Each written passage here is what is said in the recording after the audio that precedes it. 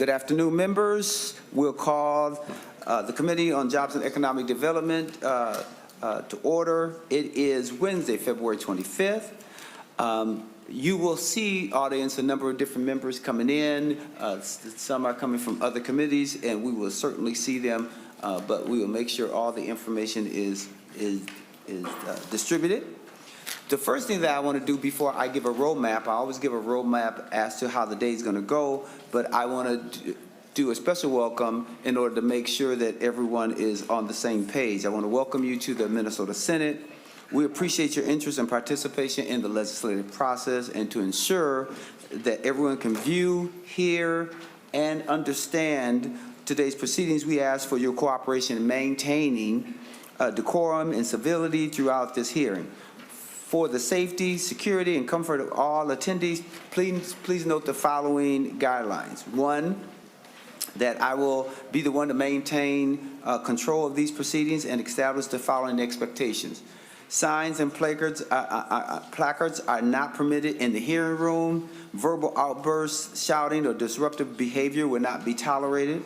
Applause or other audible demonstrations are not allowed. That includes when we sometimes, do the little, applause that way. For safety reasons, standing or sitting in walkways and aisles, or standing or obstructing at your chair is prohibited. If you require any accommodation, please speak with the sergeant, our staff, and you see, since we've returned, there's been a number of different security measures put in place. So we have present with us state troopers and security personnel that are present to ensure everyone's safety. And let's be clear, failure to comply with these guidelines may result in a removal from the hearing room. Our goal is to conduct these proceedings efficiently while assuring everyone the opportunity to observe and participate. So I want to thank you, first of all, for that understanding. Now, members, I'd like to say that a quorum is present. Now, here's the roadmap. Today, we will have and hear multiple presentations and testimonies from business owners about the economic impacts on our state from Operation Metro Surge, or ICE's activities over the past couple of months. We have a very full agenda, so please stick to your allotted time. Most people know me, know that I'm a stickler for time. We will time you, and when your time ends, I will gently remind you to finish up with your last sentence. Also, I want to make sure that everyone we have on the agenda is able to testify when we will be cutting you off strictly at your 2-minute mark. We understand that mayors have a little more time, or cities, they have a little more time, and we are appreciative of them. Let me say that you'll hear from the mayor of St. Paul, who's with us, and she will come up shortly. We will have the mayor of Minneapolis, Mayor Fry, who's with us, the mayor of Richfield. We also have Mayor Rosalind Harmon, who's with us, who is the mayor of Golden Valley. She was just observed because her great friend, who is the mayor of Richfield, is with us, and she wanted to make sure that she could be here as well. You'll also hear from Explore Minnesota, and the Initiative Foundations are all here to present additional information beyond the testimony. We will hear from just a few of the businesses who have been impacted. Deed is also on hand in the event that we need to call them up to answer any questions that only they can answer. So, needless to say, you will hear from a cross-section of leaders and businesses from across our state, because I want to give the committee as much information around the impact of Operation Metro Surge. So with that being said, I again want to thank you. So I want to put this in context as it pertains to why we're here. So we want to highlight the incredible important subject, the economic impact of Operation Metro Surge on our great state. This has had wide-ranging impacts across our state, from the urban core to the suburban areas, all the way into greater Minnesota. This is a statewide challenge, so we want to make sure you heard from business owners and stakeholders from across our state to help illustrate the true scope of the damage to our state's entire economy. But we all didn't come here just to listen to me talk. So why don't we get started? So first I want to bring up and hear from Mayor Herr from St. Paul, if you will approach the podium. Thank you so much for joining us today. We sincerely appreciate your time. So, as you know, you are a former legislator. State your name for the record and proceed with your testimony. Thank you for being here. Thank you, Khalil Herr.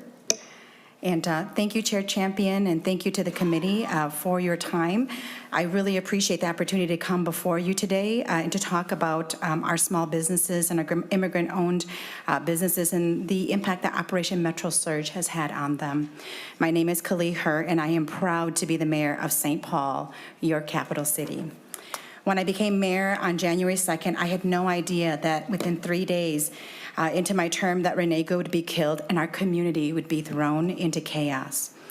The public safety impacts on our community members have been vast, and I'm proud of the work that our city employees in keeping our residents safe from the federal incursions did the best that they could. The emotional toll on our community has been vast, but so has the economic impact.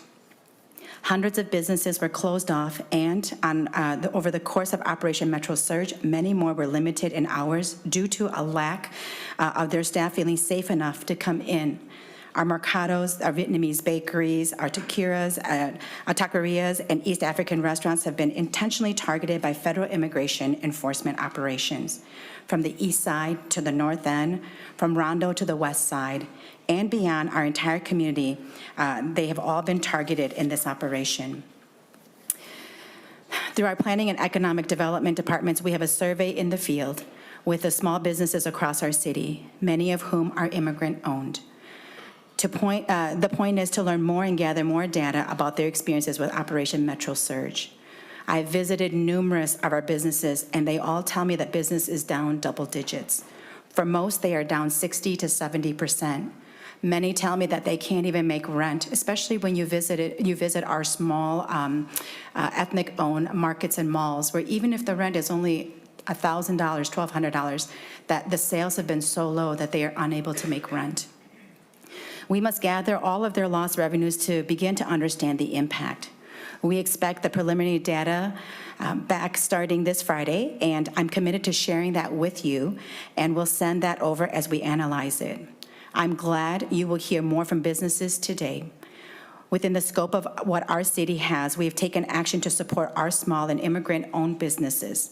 This includes delaying the cost of liquor license renewals for 6 months to ease the burden of the cost at this moment. Delay in city loan payments for the month of April and May and June for small businesses. Connecting businesses with the funds raised and released by local CDFIs and philanthropic institutions. And, I know that we are here today to share that our city needs help from the legislature. As a disproportionate recipient of attention by the federal immigration surge, we need investments from the state legislature to support our vibrant community of local businesses. When you think about housing and around evictions and jobs and lost wages, that people are afraid, whether it is businesses who are afraid to keep their doors open, or it is individuals who are employees who are afraid to go to work, that the impact is from both sides. I want to share just quickly that within our city, we have 118 licensed daycares, 598 retail establishments, 44 drinking establishments, 484 restaurant establishments. These were all impacted. And I know that today we're focusing on the immigrant and refugee-owned businesses and the impact to them and small businesses, but the truth is that small businesses go beyond just what we may think about retailers or restaurants. The licensed daycares are also businesses, and they struggled with having ICE circle their parking lots and families afraid to bring their children in, and the impact to them when they're already low-wage entities, and they struggle to make ends meet because of our rigorous daycare system that makes it really difficult and challenging to stay open. I want to also just share real quick that I had the opportunity to be out in community, and I did visit my mercados and small businesses, and I was the person opening and locking and unlocking doors. I was delivering groceries because there wasn't, people weren't coming to the stores. And, the impact that has on these establishments, and it wasn't just the business, that a particular mercado, the owner is an American citizen. but he was constantly targeted by ICE, and oftentimes he was taken by ICE for hours at a time and being interrogated, even though he was an American citizen. That I hope that we remember that this isn't just about what we perceive to be who is being targeted, but that the targeting of American citizens and those who lawfully own businesses, that has been really the detriment to our system and the trust within it. And so as your committee, I know you're focused on just jobs and economic mobility and community development. I'm very committed to those things as well, but I would be remiss if I didn't also mention the fact of what has happened during Operation Metro Surge is not just an economic impact on our cities, but it is to the state as well. That I would love to just share with all of you, and we can quantify this data and bring it back to you as well, but the number of times I receive calls that entertainment groups were not going to come and perform here because of what was happening. The number of events and concerts that were canceled or did not come here because of what was happening. And this is cost to just the conventions, so conventions not coming here. That this is lost tax revenues, not just for the city, but for our entire state. And so we do need help, and I am committed to being a partner with all of you and bringing you the information you need in order for us to move forward to support our small businesses. Thank you so much, Chair Champion, and thank you, committee, for allowing me to testify today. Thank you so much for being here, and thank you for sharing that information. And our focus here is not just BIPOC businesses, but all businesses, because we understand and recognize that a cross-section of businesses were affected. And thank you for, talking about your landscape when we think in terms of the 484 restaurants and the other data. So any information you want to provide for us, we'll distribute that. Now, you mentioned that data is going to be available this Friday. Can you tell us a little more about what that data is going to capture and when we might be able to get that data? Thank you, Senator Champion, for that question. We wanted to actually have quantifiable information regarding the actual lost revenues and potentially the number of employees that couldn't come into work, or businesses that closed, or businesses that had limited hours. That we want to be able to give you a comprehensive landscape of the impact to our economic environment in St. Paul. So we should have some of that back, and we did a survey. We sent out a survey to our small businesses. Thank you so very much. Members, any questions for Mayor Hur? Any questions? Any questions for Mayor Hur? All right, seeing none, thank you so much, Mayor Hur. We appreciate you taking the time to come, and congratulations on your new job. Thank you. We look forward to working with you. Now we'll go to Paris Dunning from the East Side Business Association. And once you come to the table, please state your name for the record, and remember, you have 2 minutes. Thank you so much, and thank you again for being here. Thank you, Chair Champion, members of the committee. My name is Paris Dunning. I work on the east side of St. Paul at the East Side Area Business Association. I've spoken with my members about their baseline, uncertainty, and meaningful relief. A white owner of an Italian restaurant said he was still managing to be open and that he wanted to stay politically neutral, but right now he had to pick up his workers for each shift. He said, all are able to work legally, but they're just too scared to get here. He represents the baseline for me, senators. Immigrants want to work, they want stability to pay their rent, pay their taxes, and are too valuable to lose. Fear has impacted Asian businesses too, as the mayor stated. At a Mung Mall on the east side with 170 vendors, the manager said ICE had been staging in their parking lot.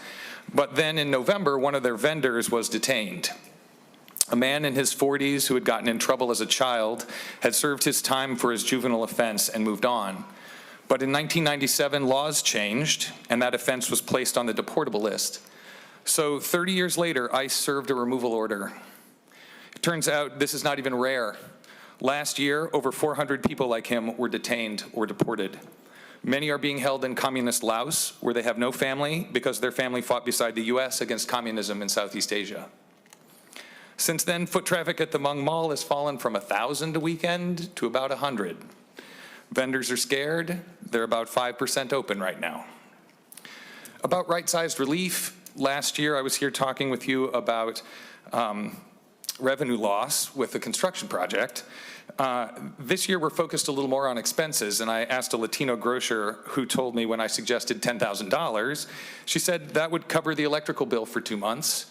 but they need about 150 to 200,000 to help them see if they can bounce back over the next several months.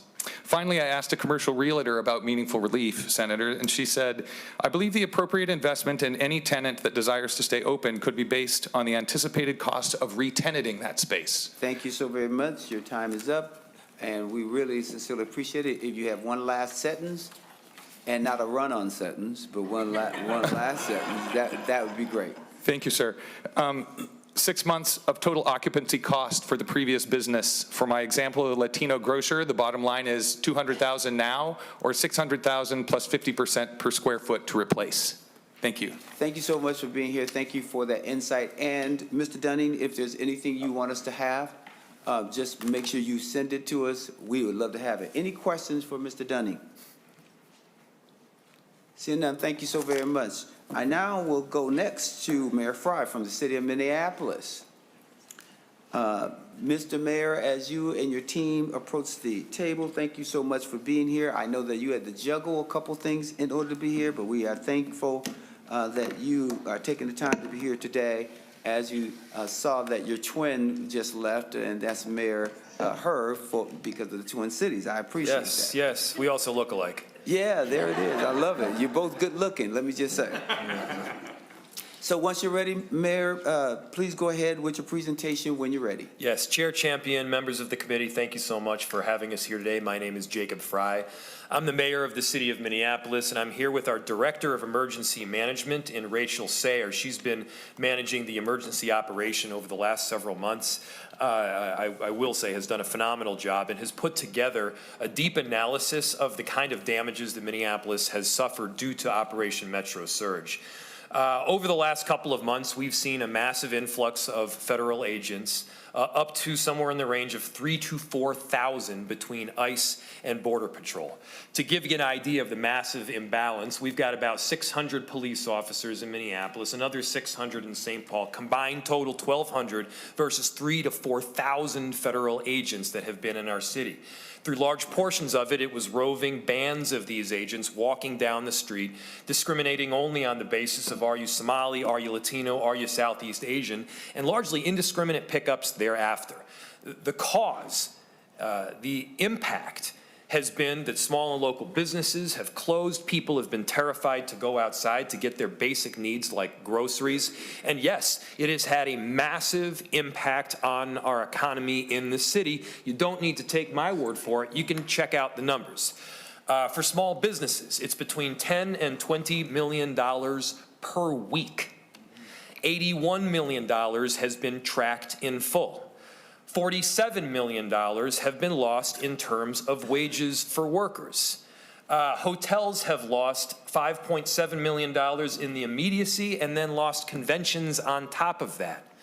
76,000 people have experienced some form of food insecurity. All of this adds up to a total of $203 million. $203 million that Minneapolis has suffered in the form of economic impact in some form. It is a staggering number. It's a number that is real and backed up, and it is one, as Director Sayer will point out, is quite conservative. You know, Minneapolis has obviously seen crisis. We have become adept at handling it through significant coordination and communication, working with our law enforcement partners. And so we have done everything that we can to mitigate some of the damages that have been experienced, and at the same time, they are very much there. And so we are open to stand for any questions that you might have. I just wanted to get right to the numbers because, Chair Champion, you have always in the past properly asked us, where is the data? Give us the numbers so that you're able to reference it in a real objective fashion. Thank you, Mayor Fry. Did you want Director Rachel Sayer to say anything or just be here for questions? What's your pleasure? Do you want to say anything? Here for questions. Okay, well, we'll do questions and likely she'll answer the hard ones. Well, let me just say welcome, and we're so happy Yes. that you're here, Director. Members, any questions of Mayor Fry or Director Sayer? Senator Mohammed. Zaynab Muhammad. I almost said your whole entire name, which I decided to do. Senator Muhammad. Thank you for being here, Mayor. My question for you is very often when we're in committees around here and we're deciding on funding, we forget that Minneapolis is the economic engine for our state. And I wanted you to touch a little bit more in depth on the impacts this has had on conferences, on downtowns, on concerts, because that's a lot of money that comes in when we have those events. And obviously we haven't had any since December, and I wanted you to touch on that. Mr. Chair, Mr. Chair, Senator Mohammed, thank you so much for the question. I'm going to give you both the very real and immediate impact that these businesses and conventions are seeing, and then I'm also going to give you the optimistic one that I do in fact have, because I believe in a great comeback that is on the way. I just came from the Meet Minneapolis annual meeting, and it was described that there are conventions in real time that are concerned about safety in Minneapolis due to the Operation Metro Surge. To be clear, it's not due to crime. Crime is down. Crime is dramatically down in virtually every category, in virtually every neighborhood. Crime is down in many cases at or below pre-pandemic levels. But this Operation Metro Surge has had an impact. Conventions had canceled in hotels. Conventions that would otherwise come to our Minneapolis Convention Center have also, at the very least, chosen to delay in a lot of instances. And the impact ultimately is felt not just by those businesses and those business owners, but the workers, because they would then be out of jobs. They would then be out of the wages and the tips that they would otherwise make. I'm also optimistic in that we are recognized around the country as a city of heroes. Our constituents are recognized that way. People from all around the country are in awe and are inspired by what has taken place here in Minnesota. And I do believe that there is an opportunity here, even an authentic rebranding happens naturally, where we could have this big comeback. But first, again, we need to plug some of the gaping holes that we presently see. Senator Muhammad. Any other questions? Senator Parr. Thank you, Chair Champion.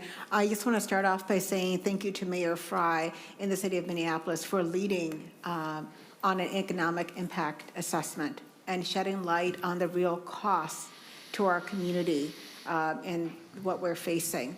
By documenting the financial harms to workers, families, small businesses, the city of Minneapolis is hoping that our policies really can address those things. Something I talked about last week about, I really would love to see a statewide economic impact study and assessment being done, because that's super important. But I just want to thank the city of Minneapolis for leading in that, so that we have some preliminary information to at least go off of. Yes. Thank you, Chair Champion. And Senator Parr, you will hear some statewide data, because we do have Explore Minnesota here, and they've collected some data, and so you should hear that information as it comes forward. But thank you, Mayor Fry. Mayor Fry. Apologize. Mr. Chair and Senator, the one additional detail that I failed to mention during my initial presentation was the direct cost to the city of Minneapolis, which is approximately $6 million. This, again, is to the enterprise of city of Minneapolis. The vast majority of that is overtime costs in the form of policing. And Mayor Fry, I see on the document that you provided for the committee and committee members, you can see this information in your packets. And you talk about it results in $203 million impact on Minneapolis. And a part of that, you said increased need for mental health support. And I see that that's a part of this impact that you put forward. Can you talk a little more about that and how you gathered that information and what impact that has had on the city? Mayor Fry. Mr. Chair, thank you for the question. I believe the impact of mental health is $2.3 million, but I'm going to pass it to Director Sayer so that she can provide a more in-depth explanation. Welcome to the committee, and state your name for the record. Thank you, Chair Champion. My name is Rachel Sayer. I am the City of Minneapolis Emergency Management Director. In terms of mental health impact, we were able to estimate a relatively small number is what we were confident in estimating at this time. However, I can tell you from just talking to people in our city, this Operation Metro Surge has had wide-scale mental health impacts across our entire resident population, especially on our immigrant refugee neighbors, on all the organizations that have been providing mutual aid and services, our healthcare workers. Mental health impacts are some of the most invisible and yet some of the most severe impacts of this type of violent crisis. And we absolutely need our whole community to have the funding support to be able to recover. Thank you. Any other questions for the testifiers from anyone? Senator Gustafson. Thank you, Mr. Chair. No questions. I just wanted to say thank you for being here. I know Minneapolis has gone through a lot, and what's happened to the people that you represent has been a lot. I know that we have 2 senators here from Minneapolis who do a really good job advocating for their communities.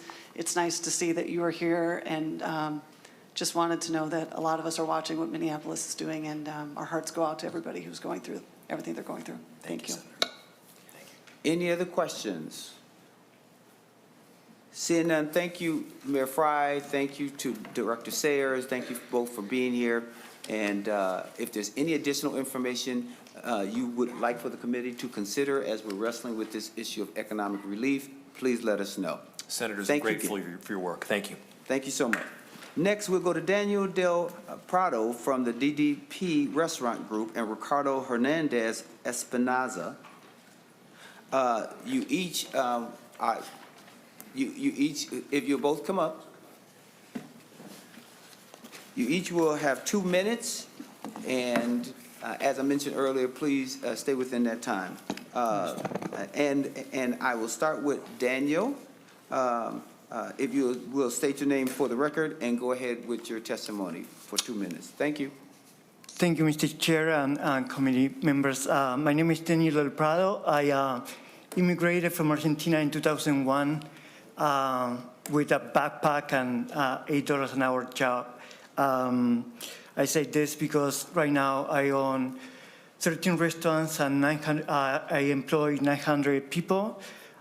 This is a testimony of what this city can do for immigrants. There's an opportunity city here, and the opportunity right now is in danger. The restaurant business already was decimated by after COVID-19 with cost of foods rising, rent, insurance, utilities. Our restaurants run with margins of 3 to 5% profit. In December 2025, with Operation Metro Surge began, everything happens all at once. Workers were afraid to commute, customers stay at home, reservations and events were canceled, or sales went down by 50%. Some community-based restaurants, their sales went down to 90%. This is worse than COVID in the fact that this is endemic to Minnesota only. We have threats, we have a lot of issues besides the economic, financial problems. A sustained 50% drop in sales is not sustainable. We cannot pay rent, we cannot pay payroll, we cannot do anything. I asked my vendors for 3 to 4 weeks time to pay my bills. That was 4 weeks ago. I took 4 loans, 4 high interest loans because banks would not give loans to restaurants right now to make payroll, stuff like that. Thank you so much. Yes. If you have one last sentence, I'll let you say that before we go to Mr. Espinaza. We're not asking for handouts. We're asking for practical emergency tools that can lead us to through this crisis. Even with all this maybe gone, it's going to take some time to recover. So we need 3 to 6 months of Thank you. air. Thank All you. right. If there's any additional information, you should remain sitting there if you will, but if there's any additional information you want us to have that you were not able to share, please feel free to send that to us and we'll circulate it to the committee, okay? But if you wait, the committee might have a question or two. Now, you. we will go to Ricardo Hernandez Espinaza. If you would state your name for the record and provide us your 2 minutes of testimony.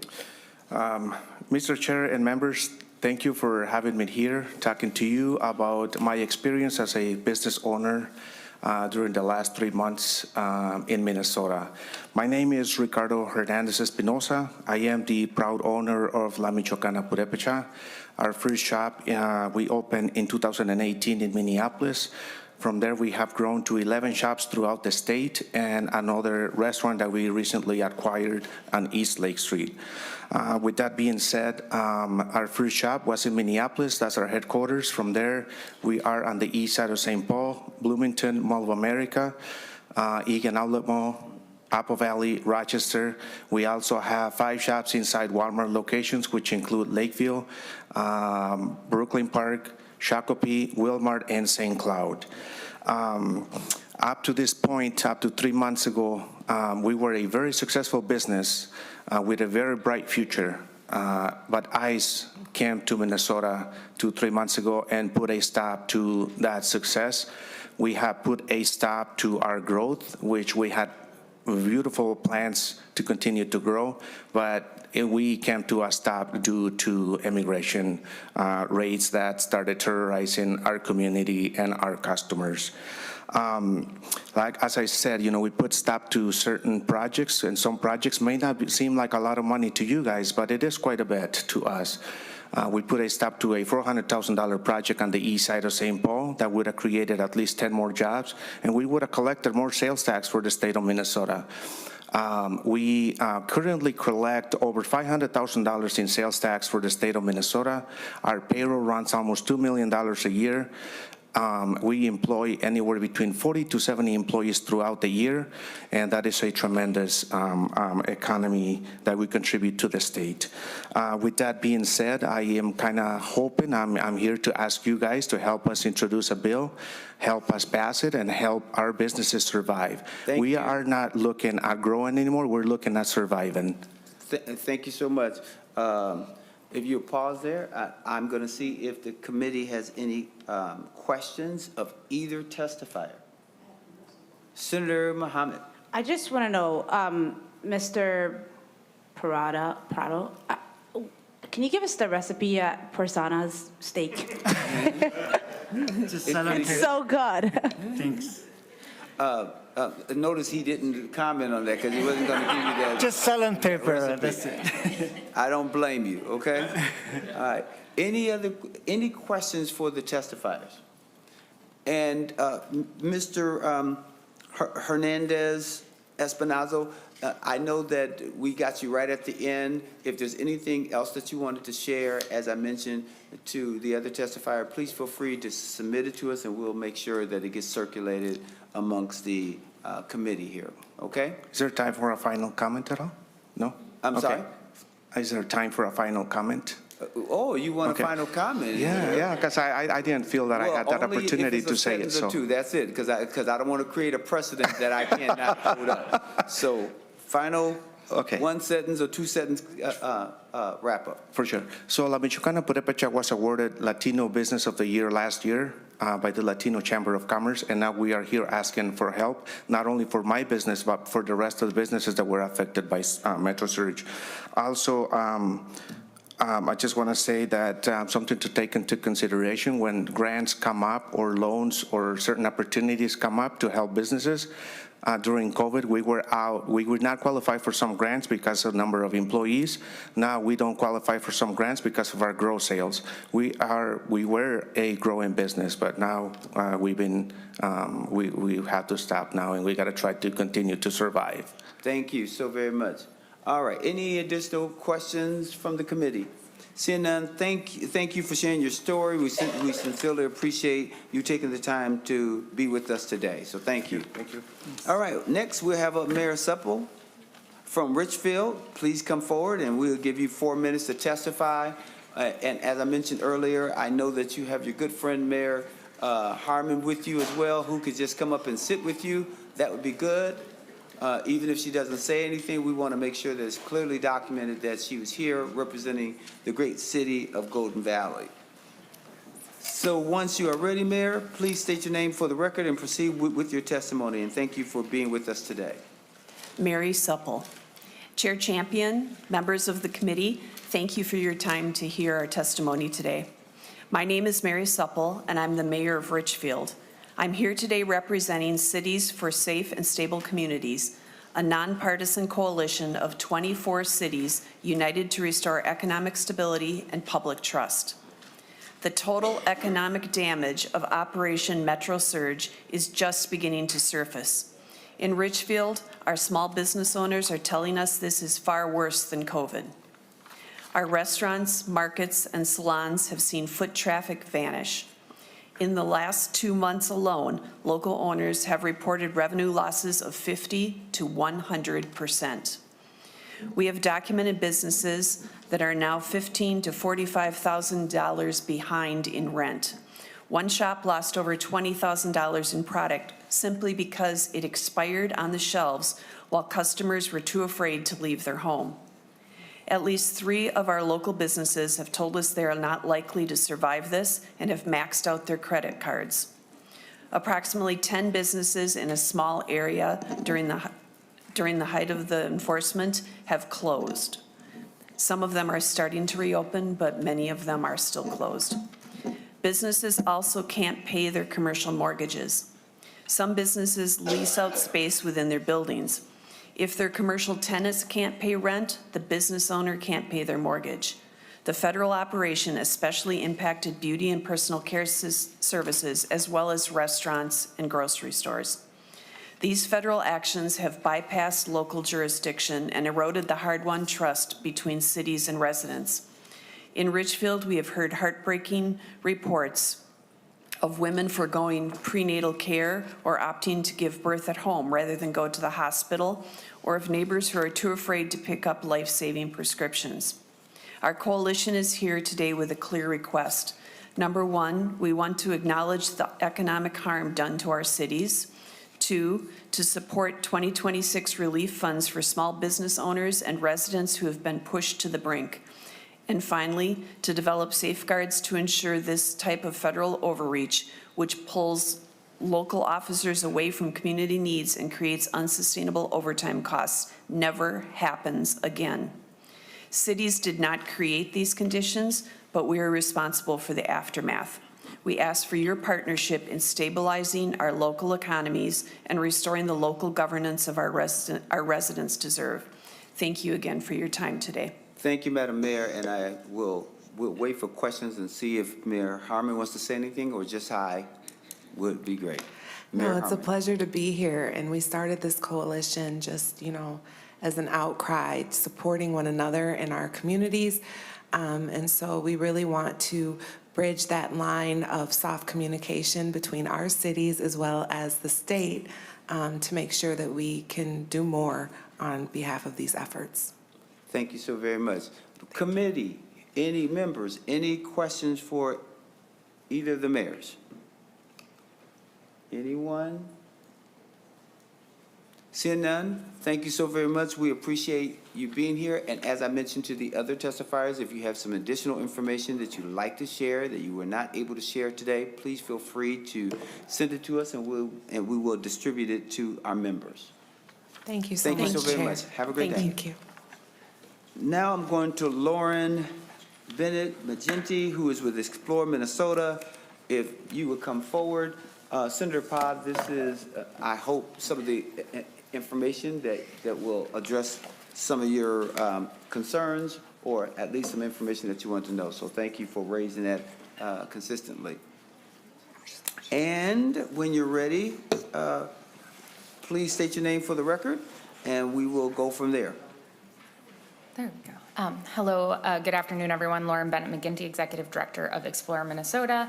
I thank you for having me today. We are able to provide an overview of the challenges the tourism and hospitality industries face based on our winter 2026 business condition survey.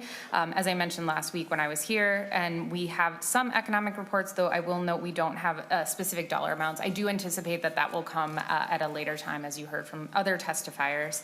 My focus today is really to talk about the industry context as a whole leading into Operation Metro Surge and how this federal presence has worsened an already difficult situation for many businesses and how they are facing severe challenges. To understand what's happening in real time, we took a survey of tourism businesses, 246 responses between February 9th and 18th. Of those that responded, as you can see here, 42% of businesses reported a decrease in visitor volume, and that is people coming in and spending money, and only 14% have said they were increased. And again, this is statewide, so we didn't just do the metro area, and that's why you kind of see that dispersal of the numbers. The winter performance this year has already been mixed, kind of going into January. We did see numbers lower. What I will say right now is that businesses coming into the new year were already facing things like inflation, rising costs of goods, and a decrease in Canadian visitors, as you can see, which is pretty significant here. And the recent increase in federal presence, all of which compounded the situation. Hotel occupancy numbers were higher in January, but we do believe this increase can largely be attributed to the surge of federal officers in the state. I will note that there was an article in the Biz Journal that just came out that described that specific situation as well. But overall, as you can see, the leisure and hospitality industry was struggling leading into January anyway. So why does this matter for Minnesota jobs? I've talked about this before in this committee, but we employ more than 182,000 people specifically in the tourism industry, which does not include all the additional jobs in the leisure and hospitality industries. And the businesses that you're hearing from today, as well as across the state, are influenced by broader national trends. So we anticipated some employment increase in 2025, but it was only 0.5% more than 2024. And in December 2025, there was a 1.3% increase compared to the year prior, but overall the year was down. And I will note that full service restaurants experienced the largest year-over-year decrease at 3.5%. The impacts that we're documenting are not theoretical. They are immediate and significant. Businesses reported their challenges in real time, so we may not fully understand the extent of the impacts, again, as you heard from other folks today already. We only surveyed them from February 9th to the 18th, so likely that is only January data. We don't have February, which we know that this has continued into February, and I assume that there will be continued impacts beyond that. Nearly half the tourism businesses statewide indicate some level of disruption related to the federal presence, demonstrating the widespread effects of the actions on our life and our state. And travel decisions are influenced by the state's reputation, which means the situation is not isolated and it does impact all of the state. Most notably, there was a rise in cancellation and reduced bookings across the state, and a 1 in 5 businesses report experiencing these issues directly. We've also seen a decreased traffic and spending by tourists, which was something that was already occurring due to inflation throughout the country. Perhaps more importantly, and as you heard from Mayor Fry, we are hearing about uncertainty, reduced morale, hesitation regarding events, and concerns about safety throughout the state. For small businesses operating on those tight margins, this instability is particularly concerning. I will just move through this slide pretty quickly. You're hearing all sorts of stories, but I wanted to highlight some of the stories from around the state just to demonstrate that it is across the state. The trends and themes that we're hearing are fear for workers coming into work. We hear from visitors outside of the state of Minnesota that they fear coming due to the increased presence, and there's a significant lack of foot traffic. I want to also note that there is national travel sentiment around this, and I wanted to very clearly demonstrate that 46% of potential visitors are likely to avoid U.S. destinations with visible enforcement presence. So nearly half of potential visitors would not want to come given ICE's presence. And then there is an additional 10% that have already changed their plans due to the enforcement. So When we ask Minnesota businesses how they feel about the upcoming season, there is still a light at the end of the tunnel for 46% of them. However, 26 and 29% are not as optimistic. And again, today our focus is really to provide data and answer any questions, that you might have. We do monitor trends, support the industry, maintain brand stability by marketing and drive visitation to help kind of counteract. But I can tell you that PR and marketing will likely not fix a lot of the issues that we're seeing today or hearing about today. So with that, I'm happy to take any questions that folks might have. Again, thank you so much for being here. I'm going to Senator Pa. Thank you, Chair Champion. I appreciate the opportunity to ask a question here. I'm wondering if this economic impact study includes all businesses affected by Operation Metro Surge, or and I'm more particular about like small minority-owned businesses who may have experienced actually the most severe impacts, or is this limited to primarily the tourism and hospitality sectors? Ms. Magenti. Thank you, Chair. Senator, this is specific to the tourism and hospitality sector businesses. We don't have data about specific small businesses unless they're in our sort of list of businesses that kind of work within the tourism industry. So I would say maybe a hair salon perhaps would not be included, but a boutique might be included in the data. Okay. Senator Pa, any follow-up? I do. Chair Champion, and this is maybe a question for any of us, and maybe even for you that may know more than I do, is I don't know if there isn't a study or an assessment or something that may be going on right now to assess a statewide economic impact of all businesses in all sectors of our economy. And what I'm most interested in is really those small micro businesses, minority-owned businesses, and the businesses are most impacted in the areas that we know, especially the geographic areas in which was most targeted as well. Because most of these businesses that are immigrant-owned, family-run, operate on very thin margins, and they do not have the capital reserves to withhold or withstand revenue losses and workforce disruptions. And so for many of these businesses, it's not just a temporary closure or reduction in hours, but some of these businesses may never reopen. And I'd love to know kind of a comprehensive statewide, how many businesses were really impacted at all levels in all sectors to really understand the impacts, and then also to gauge what targeted recovery strategies should we deploy to address the current state that we're in and to help our businesses, and making sure we have those adequate resources to help the economy and help our businesses. So, Chair Champion, I don't know if maybe you may be aware of something that's going on right now that I may not be, but if there isn't, I truly believe that's something that the state of Minnesota, whether it's with the Department of Deed, our Department Deed, or someone else, needs to lead on this economic impact study statewide. And thank you, Chair. Senator Pryor. I'm not quite sure if there is a comprehensive assessment quite the way that you are laying out, but perhaps we can ask Deed if they know of anything. Chair and Senator, I might also add that, while we aren't collecting economic data currently, I do know we have worked with the University of Minnesota to do economic impact studies before, so I'm not sure if that would be an option as well. And there's nobody here from university to speak on that, but I'm certain that they might be able to help, but I'll leave it. And we'll certainly, thank you for that. We'll certainly check with the University of Minnesota as well. That's a good idea. Mr. Baldry, if you state your name for the record and if you can answer the question for us, if you know of anything. Mr. Chair, members of the committee, Devin Baldry, Government Relations Director. Senator Pa, I don't know of any yet. I know I've seen a bill out there for M&B to conduct a more holistic economic impact study. And I think you'll hear from some others today that are collecting more data on various industries.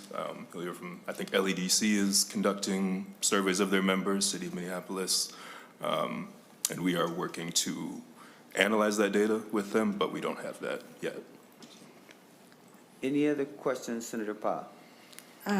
Just a closing remark, Chair Champion, is I really would love to find a way that we can do that statewide in one report. I'm grateful to all the different groups and stakeholders that are pulling together their own, which gives us a good insight. I know that some of the chambers are trying to do some of their own economic impact studies with their membership, but I would love to see the state lead on something that gives us an overall view as we're thinking about ways that we can support our business after the surge of ICE in our communities. Thank you, Chair Champion. Thank you, Senator Pyle, for that, and thank you, Ms. Magenti. I do have one question. I noticed on your winter industry data, and you highlighted Canadian arrivals. Can you talk a little about that? Because that's a -14 between December and January.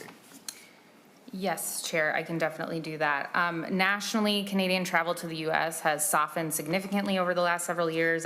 Border communities face a particularly steep decline, given that we have much more frequent visitors from Canada. That is both the number that we are down since 2019 at this point, so -14%. Year over year, right? So we are just continuing to see negative impacts of both, the economy for Canadians is really difficult to travel. Sentiment is still negative toward the United States, and we, of course, welcome them with open arms, but we continue to see a negative impact there. And so tourism businesses, especially in the northern part of the state, are seeing that, but I will also note that the metro area, places like Mall of America and Minneapolis and St. Paul have seen a downturn there. Most recently, unfortunately, the World Juniors Hockey saw less tickets from Canadians being bought, despite the fact that they were favored to go far in the tournament. So, thank you. Any other questions? Any questions for Ms. Magenti? Seeing none, thank you so very much for being here. As always, we appreciate your time, and it was a pleasure to have you in the committee today. Again, thank you for being here. We'll now go to Ms. Shimp. If you could please come to the table. Oh, she's online, I forgot. All right, yes, my note says she's online. Thank you, Chair Champion and committee members. My name is Stephanie Shimp. I own the Blue Plate Restaurant Company. I have 6 locations, one on East Lake Street, one in the North Loop of Minneapolis, one in Uptown Minneapolis, 2 in St. Paul, one in Highland, one in Mac Groveland, and one in Maple Grove. My data is over a 6-week period. In the last 6 weeks, we have had sales losses totaling over $400,000, with sales being down 40 and 50%, particularly the worst hit areas are Minneapolis. This results in a cash impact to our business of almost $300,000. One can only impact variable costs so much. The fixed costs do remain, which has resulted in a $300,000 cash loss. In our worst week of sales, we took in $199,000 over our 6 restaurants. We had a payroll that week of $145,000 and a food bill of $50,000, which left us with only a couple $1,000s to pay rent for 6 properties, health insurance, utilities, building insurance, etc. We are behind on our rent, currently 60 days, and we will be approaching the 90-day mark next week on March 1st. We have gone from having 15 days terms and credit with our vendors, and we are now 45 days out with our vendors. That impacts the bakeries, the farmers, the cheesemakers, etc. Our guest traffic is down. We've had events canceled. Due to our lack of staffing, we've had to go from a 50-item food menu to 5 to 20 items in our menu. And none of this includes for the soft costs like the emotional trauma that our staff is suffering through, the overtime. This does not include safe and sick time. This does not include the fact that we've been driving. I've personally been driving 3 cooks to and from work. We've been driving over 32 cooks to and from work Thank every you so day. very much. If you have one more line or sentence that you'd like to say, and then we'll go to questions. Nothing other than we are delivering diapers, groceries, we're covering legal fees for our staff. It's just been really hard, and we appreciate any help that you're putting together for us. Thank you. Thank you for your testimony. We sincerely appreciate it. Any questions from the committee? Seeing none, thank you. As I made the invitation earlier to others, if there's additional information you'd like for us to have, please feel free to submit it, and we'll make sure that it's circulated to the committee. All right? Thank you, Chair. Mr. Charles Spies? Yeah, Spies. Spice. Come forward. It's my understanding you own Crumbs and Coffee in Little Brazil, Minnesota, I believe it is. Please state your name for the record and proceed with your 2 minutes of testimony. And welcome to the committee. We appreciate you being here. Thank you for having me today. Thank you, Chair Champion. Thank you, Susan, for inviting me and giving the opportunity to talk about this topic that has been affecting our community deeply. I'm Charles. I'm owner of Little Brazil, Minnesota, here in St. Paul, and had last year opened Crumbs and Coffee in Brooklyn Park, which is now closed due to the operations that happened in Brooklyn Park that led our employees to be afraid to work, one of them being abducted by ICE during their shift. And also, like, our sales there, since September, they started declining. November, it was just a peak. December, January, they just didn't exist. And then 5 jobs just evaporated there due to those conditions. And now we only have Little Brazil. I'm part of the Brazilian community, which I know is not that well known in the cities. I can see that when people come to my restaurant, but I have other friends that own another 7 to 8 restaurants across the Twin Cities, and they're all suffering from this. Our sales at Little Brazil were down 70% in January.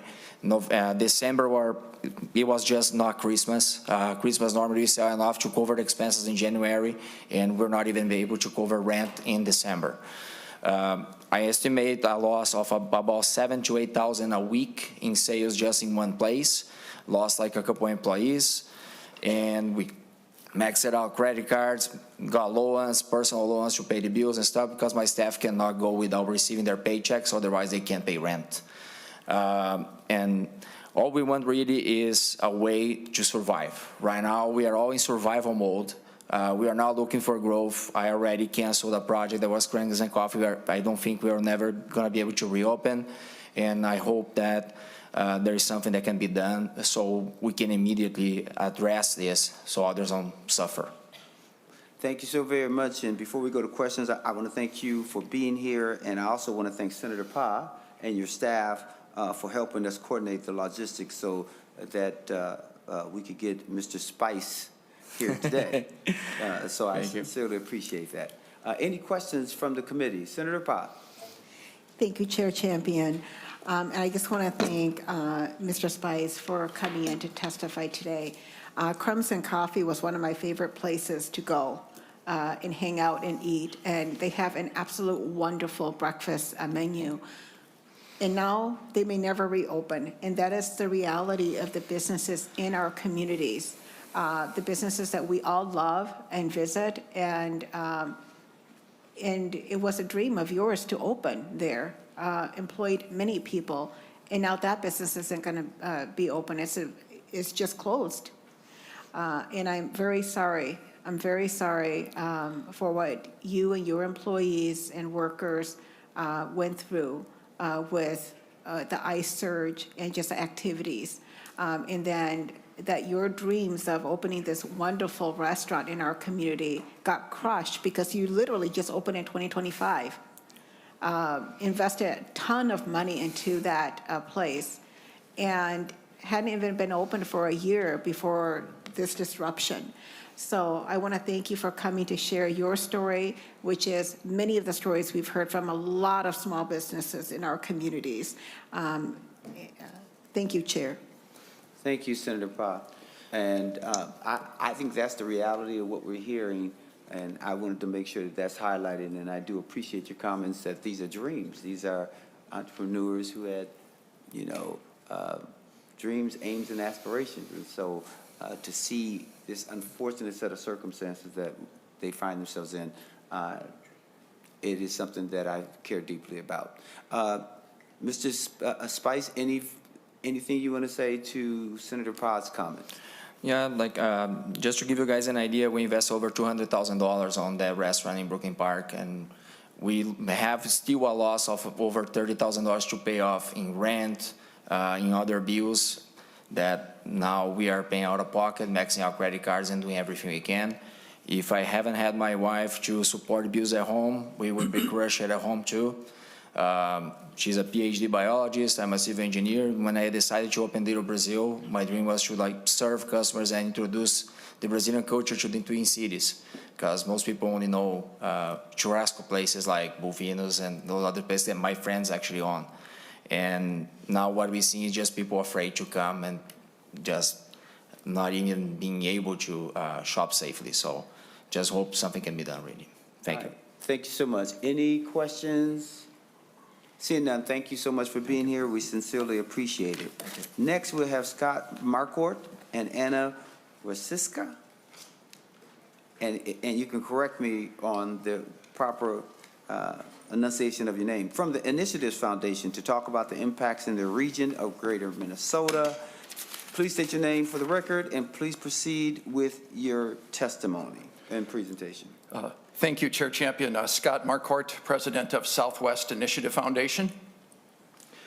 Grateful to be here today, members of the committee, to represent the voice of rural. Southwest Initiative Foundation serves the 18 counties and 2 native nations of Southwest Minnesota, which includes Nobles County, Minnesota's county with the largest percentage of foreign-born residents, which also is in the top 3% nationally, a percentage of foreign-born residents. My entire professional career has been in economic development, so I can tell you that the enforcement actions absolutely have had an impact in rural Minnesota and in my 18 counties. Immigrant and refugee-owned businesses and other businesses impacted have redefined and reimagined many of our rural main streets. Worthington, Wilmer, Windham, and Montevideo, down to my 3-digit communities of Walnut Grove, Milan, and everywhere in between. We are the heart of the ag sector in Minnesota. And these businesses are critically important for us to have a place where all people can thrive. Critical community need businesses, access to food, transportation, hospitality, childcare, construction, all types of ag and repair services. These businesses have a significant impact on real estate redevelopment, job creation, tax base, and community vitality. I've talked to a number of merchants up and down the streets of the communities who have had lost revenues, many similar figures, as you've heard from other testifiers today, such as the mayor of St. Paul and others, 40, 50, 60% or more. At the same time, I hear those messages. I also hear messages of hope for the future of the community, but realizing that folks are hurting right now. I'm hopeful for what it means, that there could be some relief coming their way, but I'm very concerned of what will happen to my community specifically and my peers if it doesn't happen.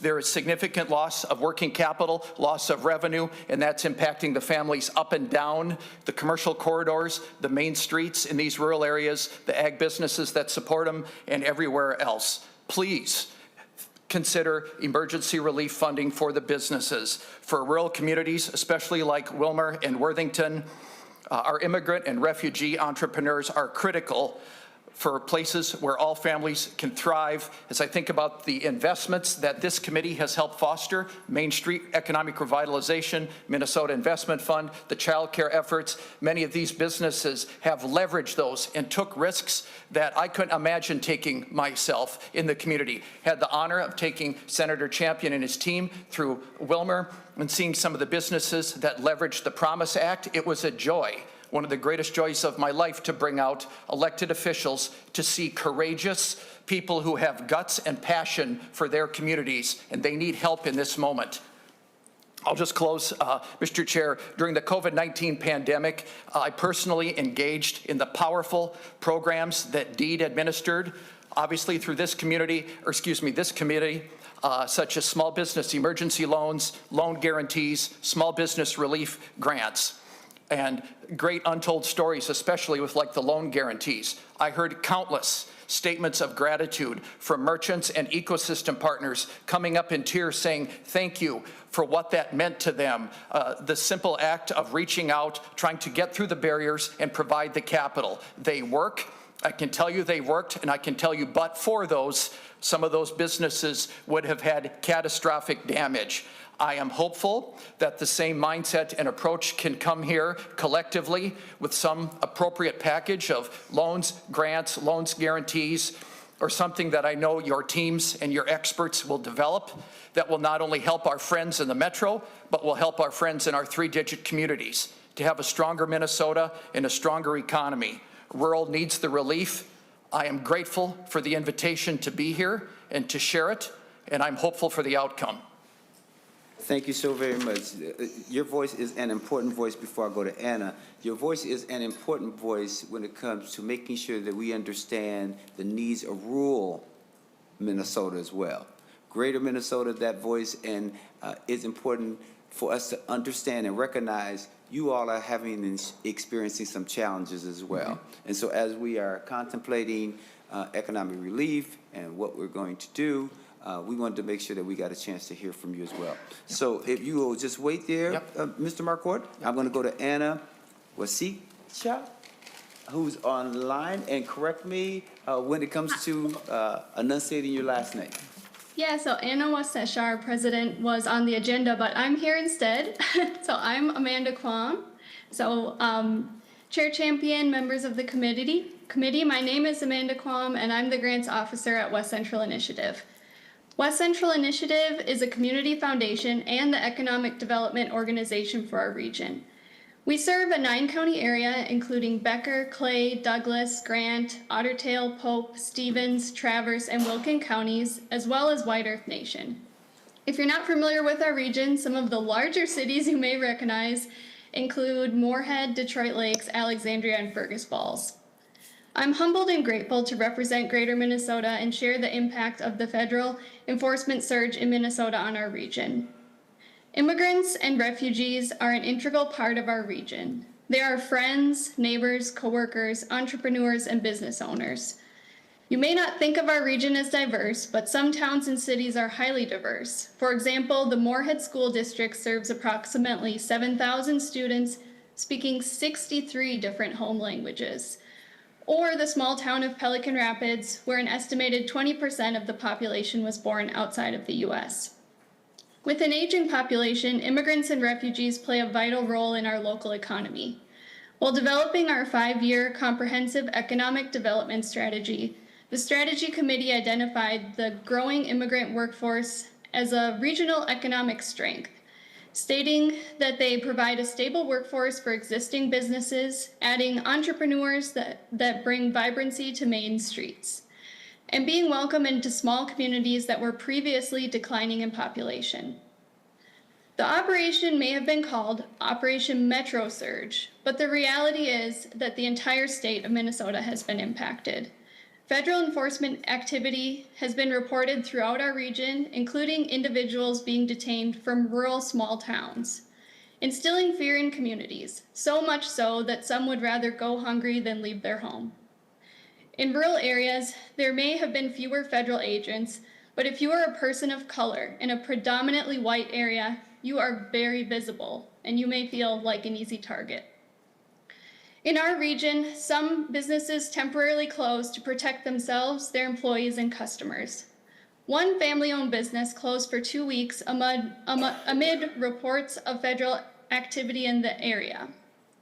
All the adults in their multi-generational family worked for their business, so they had no income, apart from one family member's part-time job, which was only 1 shift a week. Although their income was on pause, their bills were not. Mortgage payments, electric bills, gas, insurance, internet, and car payments all continued to add up. Many self-employed or family-owned businesses relied on credit cards, their churches and mosques, and the kindness of their neighbors, and other forms of mutual aid until it was safe to reopen. Other businesses in our region have closed silently. They haven't officially closed, but because employees fear for their safety, they do not have enough staff to remain open. Even restaurants that stayed open have been affected by the surge as they have less business. One grocery store and market in our region added a delivery service to support community members who are afraid to leave their homes and to help keep their business afloat. Immigrants and people of color from all different sectors are now afraid to go to work. Doctors and other healthcare professionals are risking their own safety and well-being to care for their patients and serve the community. Paraprofessionals are wondering whether it's safe for them to attend school. The recent events have unfortunately sparked racist rhetoric, and members of the immigrant communities have reported blatant racism in the workplace. Community leaders have received letters of harassments and personal threats. Due to the lack of procedures, due process, and racial profiling used by federal agents, these issues have extended to people of color, whether they are immigrants or not. People who were born here are carrying their passports or tribal documents or choosing not to go out. As families continue to navigate risks, many students have been staying home from school. In a community conversation earlier this week, I was reminded that schools are a snapshot of our future workforce. What does the future look like as students continue to miss school and lose faith in public institutions? One community action agency in our region shared, "Our agency is seeing the long-term effects of ICE in our rural communities. Households, those who are documented and those who are not, are still scared to leave their homes. This is resulting in a loss of income and increased requests for rental assistance. Attendance rates have decreased in some of our classrooms, and overall mental health is at a decline. These are working, law-abiding, tax-paying individuals and our children's classmates. It's a tragedy to our community." In closing, this is not an immigration issue, it's an economic and public health crisis at the local level. The impact in our region may be harder to see, and our stories may not have been on the statewide headlines, but that doesn't mean our families haven't been harmed. Damage has been done to our businesses and communities. It will be a long path to recovery, and support from the state would be appreciated. Thank you for the opportunity to testify. Thank you so much. Again, as I mentioned to Mr. Marquardt, it's important to hear your voice as well, representing rural Minnesota or greater Minnesota. So Ms. Quam, thank you so much. Committee, any questions for Mr. Marquardt or Ms. Quam? Any questions? All right. Seeing no further questions, thank you again, and thank you for the tour. When we came up, we were impressed by the businesses and the investment, and we sincerely appreciate it. I do have one question. Yep. Have you, well, let me back up. Please provide any information that you were not able to share with us, and we'll circulate it to the committee. Okay. Have you had a chance to also provide any information to Representative Baker in the House? Because I think you all represent his area as well. Yeah, thank you, Mr. Chair. Representative Baker and I haven't had deep conversation, but I'm hoping to connect up with him today, with him obviously serving Wilmer and Candy, Ojai County, and the impact, but thank you for that.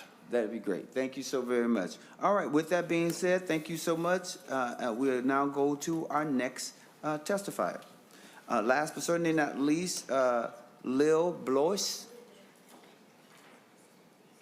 From the Latino Economic Development Center. You'll see that we have something from the Latino Economic Development Center in your packet. And thank you for joining us. You have 2 minutes, and you can start when you're ready. Thank you. Good afternoon, Chair Champion and members of the committee. Thank you for allowing me the time today to testify. My name is Lil Bloise, and I am the Director of Operations at the Latino Economic Development Center, also known as LADC. LADC helps Latino entrepreneurs launch and grow small businesses through business classes, workshops, one-on-one training, as well as through loans and as a community development financial institution, or CDFI. Recently, we shifted to creating funding and dispersing emergency grants to Latino and immigrant businesses in crisis because of ongoing ICE and CBP activity. Our organization recently reviewed 385 grant applications. The data provides a clear, fact-based picture of economic disruption affecting communities across the state. These 385 businesses employ 2,268 workers and requested $4.49 million in assistance. More than 65% reported revenue losses greater than 50%. An additional 19% reported losses between 26 and 50%. The operational impacts are equally concerning. Only 26 businesses reported operating normally. 137 temporarily closed due to ICE activity. 218 are operating with limitations. Restaurants and food businesses were especially affected. 162 establishments employing over 1,300 workers. These are retail, personal services, childcare, and health businesses were also impacted. Importantly, 333 of these businesses operate in rented spaces, meaning revenue loss immediately jeopardizes lease stability and commercial occupancy rates in local corridors. Cash reserves are extremely limited right now. Nearly half of the applicants reported having no cash reserves and personal finances already under strain. And you're at your time, but I'm going to give you a chance to finish that little line. Thank you. Another third rely entirely on regular business income to cover monthly expenses. These are small employers, 342 of them Latino-owned businesses, supporting more than 2,000 Minnesota workers. We believe it is critical that policymakers understand these impacts as part of any broader discussion. Thank you for taking the time today to hear my Thank you so much for being here. Any questions for the testifier? Any questions for the testifier?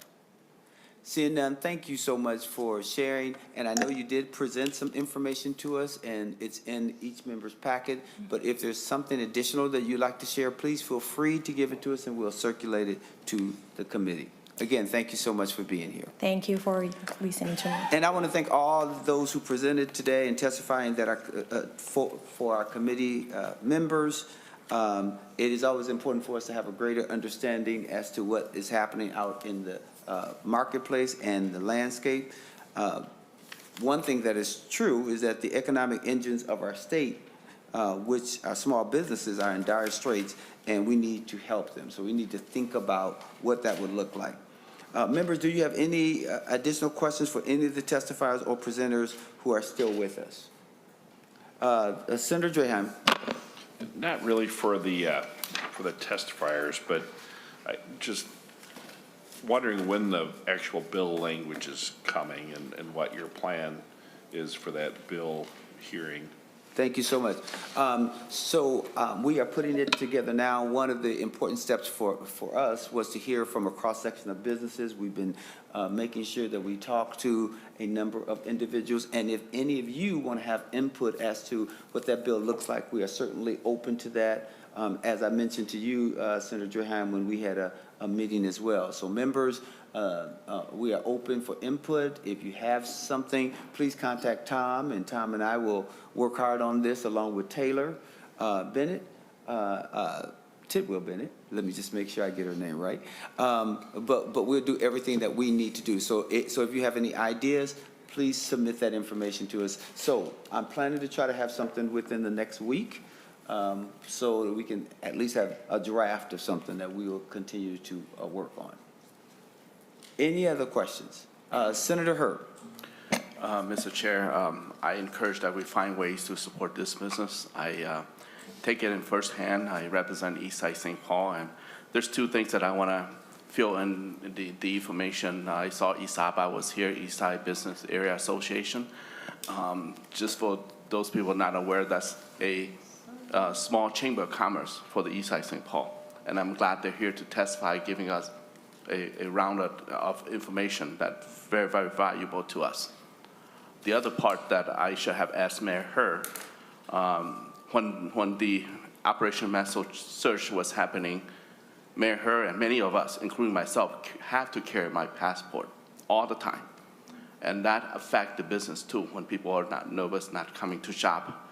So I don't want to put too much of my emotional into this guidance. I didn't hear Mr. Dunning talk about Hmong Village in his testimony. And I feel very ashamed as well for this country, because my forebear fought for communism, and there were propaganda back then said, don't believe in America, you know, don't believe in America, what are you fighting for? And now we're deporting children of those veterans back. So I just leave it at that. There's more to say, but I don't want to spoil, you know, the notion that we're going to find resource and help for this for the business and for areas that are impact greatly, mainly Eastside St. Paul, Frogtown, Brooklyn Park, and all over our state here. Lastly, I just say I hope those people that haven't been part of this are happy, and if they are happy, I hope they take that happiness to heaven. Thank you. And I want to make sure before we go to Senator Muhammad, is that one of the things that this hearing demonstrated is the fact that businesses were hurt all across our state, and not just BIPOC businesses, but a number of businesses. So that is just an important notion. Senator Muhammad. Thank you, Mr. Chair, and to all the folks who came and testified today. You know, I think what we heard today is what we've been hearing the last few weeks, and what resonated with me most today is how staggering the numbers are. I think Mayor Fry shared $3 to $20 million a week per paycheck, $81 million in full, not even fully accounted for, and hotels are losing $5 to $7 million. And I think very often when we think about, in this committee, we talk a lot about economic development. What does that look like for the state? Who we heard from today are people who are willing to put themselves out in the front and be public about it. But there are so many businesses that are also suffering, that are not out there on the front lines, we don't even know their numbers and the impacts of it. And this is one of those committees where we often have a lot of bipartisanship. We get along really well, which is really nice around here. But like, I think it's one of those things I think we can come together on and figure out how do we support our businesses across the state, not just here. Minneapolis and St. Paul are always on the front lines, but there are small restaurants in small towns that have smaller menus because the cooks aren't showing up, that have security guards outside of them to protect their employees. Those are the real impacts of Metro Surge, and I think it goes beyond what's happening on the streets, and I hope that we can come together and get something done for folks. Senator Pratt. Well, thank you, Mr. Chair, and there's no doubt Metro Surge had an impact on the economy. I held 2 listening sessions in my district with concerned employers and residents, and I heard how they were affected. And to Senator Herr's point, I talked to folks in his community and in my community, and the fear was real. I get that. No American should fear their government. We expect our law enforcement agencies to respect the rights guaranteed by the Constitution. I think we can all agree on that. This was also an opportunity for our leaders, our decision makers, to step forward. My efforts were to bring peace and order back to our community, to make sure that every Minnesotan got home safe.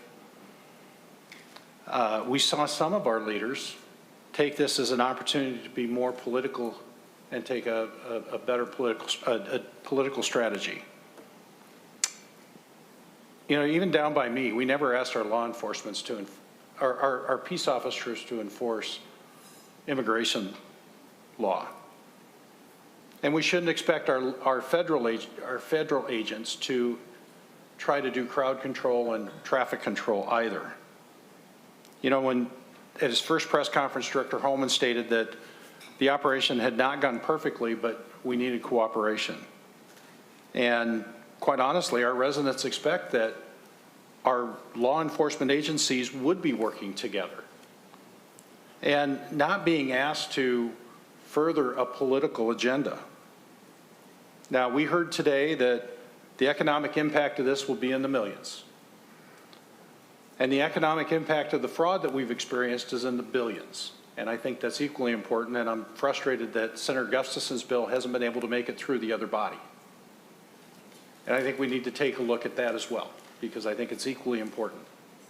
But we do expect, I think Minnesotans expect us to put the politics aside on something like this and to have our local agencies and our local governments working together. Thank you, Senator Pratt. And just for a couple clarifying points. One is I made about all businesses. I think it's important for all to lead. I also think it's important for us to bifurcate these issues as much as we can. For an example, there in the House, there's a fraud committee who unfortunately is being led by Representative Robbins, where they did not hear the IGO bill, and that didn't come out. And so we're encouraging all people around the table to make sure that they look out for the best interests of Minnesotans. In this committee, we are charged with jobs and economic development and what we need to do in order to make sure that taxpayers' resources are being protected, and that we do everything to support our small businesses that is within our power. And so that's something that we are going to do, as well as we can walk and chew gum at the same time. I want fraud to be dealt with, or continue to be dealt with, because there are things that we have done in order to deal with fraud, but there's always room for improvement. But I don't want the fraud conversation to bleed, for lack of a better word, into the work that we need to do here in order to support our small businesses. Senator Pratt. Thank you, Mr. Chair, and I agree with you. And to that point, I'm just recognizing that the fraud has had an economic impact, just as this has. And I would hope that we talk about the economic impact of fraud as well. Any other questions? Senator Gustafson. Thank you, Mr. Chair. I just, when Mayor Fry was here earlier from Minneapolis, I talked about how much I wanted to recognize how much Minneapolis has gone through. But I like something Senator Mohammed just said, too, about there are other smaller businesses outside of Minneapolis, and specifically in my district. I didn't invite them here today, not because I don't think their voice is important. In fact, I think it's very important. I have a lot of small businesses in my district, and they are affected by this. Several of their employees were detained. It was not a rarity to drive through just the regular neighborhoods, and we don't have as many restaurants, as Minneapolis. So when one of them goes down, it's noticed, and many of them shut down, and not because their employees were here illegally. They weren't criminals. They were just afraid to leave their home, and they didn't know what would happen. We had a restaurant in Circle Pines area where someone was just taken as they took out some garbage, from the restaurant and came back in, and the only reason people knew was because it got caught on a security camera. He was here legally, no criminal record, detained, taken to Texas, brought back because he was here legally and didn't have a record. But it drove fear through all of the small businesses in our area, too. And a lot of them just want to try to hunker down and get back to a normal, and they don't want to draw attention to it. So they're not here, but I'm here, and I care about them, and I've met with many of them several times, and we are looking out for each other. And those don't get reported a lot because we're in a smaller, we don't, I represent 9 kind of sleepy suburbs, and we do have restaurants. We have a really great downtown White Bear Lake. You're all welcome to come out. It's fabulous. But we're quieter, and it doesn't get as noticed unless you live there, which I do. And you see it all the time. There are still signs up that says, we want to come back as soon as we can. And I don't know if some of them will be able to come back. I know Senator Pa talked about, some of them might not be able to. And that's a real shame that we don't talk about a lot. It's already tough, right, to go out there and start a business. And so when something like this happens and it's beyond your control, it's very sad. And it is very sad that our schools and our families and our businesses all had to come up with emergency plans to protect themselves from their own federal government. I didn't think we'd ever see something like that, but we did. And I'm glad that we had this hearing today. I appreciate you giving it the time, and hopefully we can all come to an agreement on something that we can do to help. Thanks.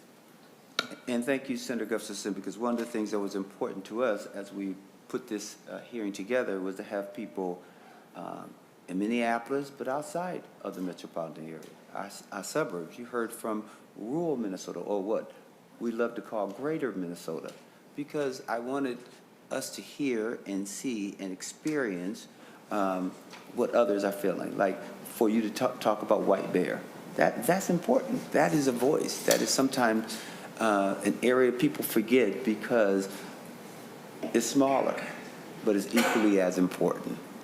So I want to make sure that that's clear. Okay, Senator Pa. Thank you, Chair Champion. I just wanted to bring up that there was businesses in my district who experience federal agents and ICE agents who literally just staged in their parking lots and stayed there. Not because they were trying to necessarily apprehend anyone or anything, but they were using commercial parking lots as a staging area in profiling minority-owned businesses. And that has economic impacts.